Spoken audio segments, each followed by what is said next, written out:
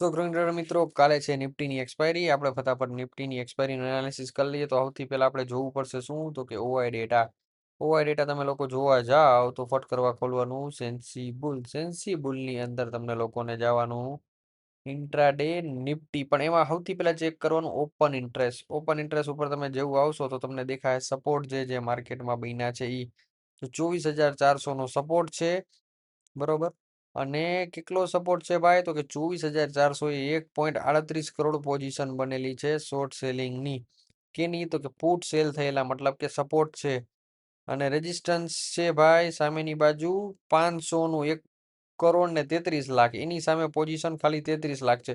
500 નું resistance strong છે. But જો તમે લોકો જોવા જાવ અત્યારે તો કે ભાઈ અત્યારે માર્કેટ ઓલમોસ્ટ ચાલે છે ગિફ્ટ નિફ્ટી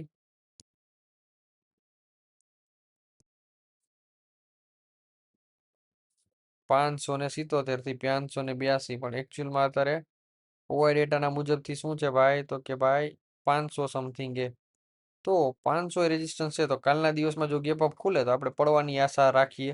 કારણ કે જે લોકોને યાદ છે કાલનું એનાલિસિસ એમાં મેં ચોખ્ખું કીધેલું છે શું થવું જોઈએ ભાઈ તો કે અહીંથી માર્કેટ પડવું જોઈતું હતું. એને બદલે આજના દિવસમાં માર્કેટે શું કર્યું તો કે ઉપર જ ગયો. હવે આ પ્રાઇસ એક્શન થિયરી મુજબ આવેલું તો કે ભાઈ હા એક રીતે જોવા જાવ તો ભાઈ તમે લોકો કહેશો કે પ્રશાંતભાઈ તમે થઈ ગયા હો બાયસ.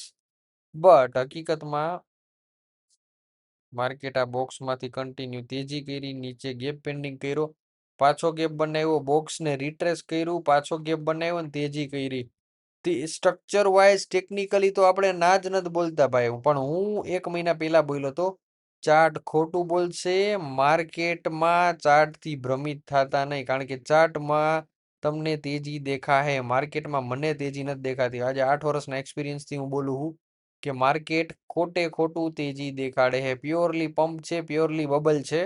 બરોબર ફાટશે. પણ હવે આપણે તો ઇન્ટ્રાડે ટ્રેડર છીએ તો આપણી કમાણી કેનાથી તો કે ભાઈ જો આપણી કમાણી છે ઇન્ટ્રાડેના મૂવથી.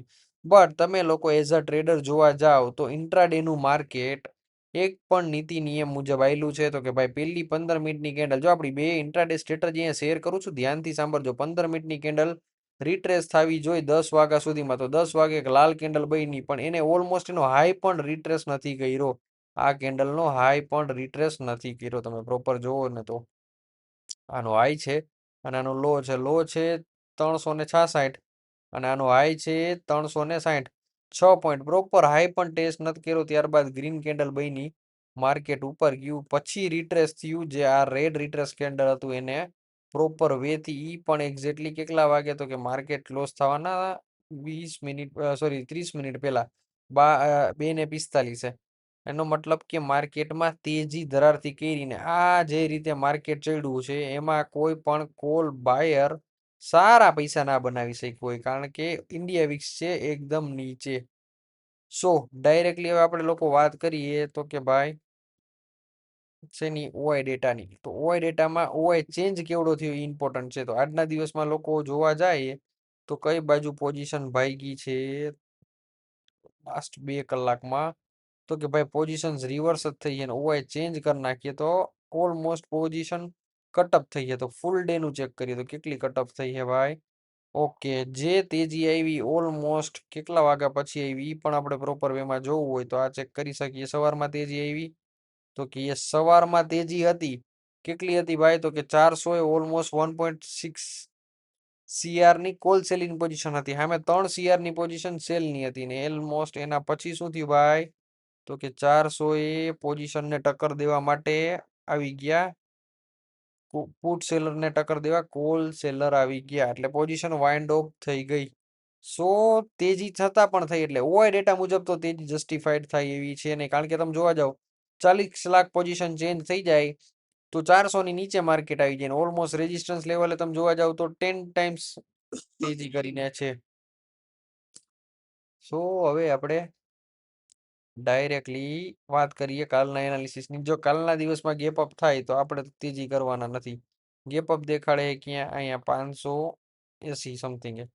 તો અહીંયા કરી નાખો ઓલ્ટર એચ અને અહીંયાથી માર્કેટ ઓપન થાય તો આપણી ગણતરી કે નીચેની બાજુ પડે તો આપણે ગેપ ફિલનો ટ્રેડ લઈએ. આના સિવાય કાંઈ ટ્રેડ કાલે કરાય નહીં.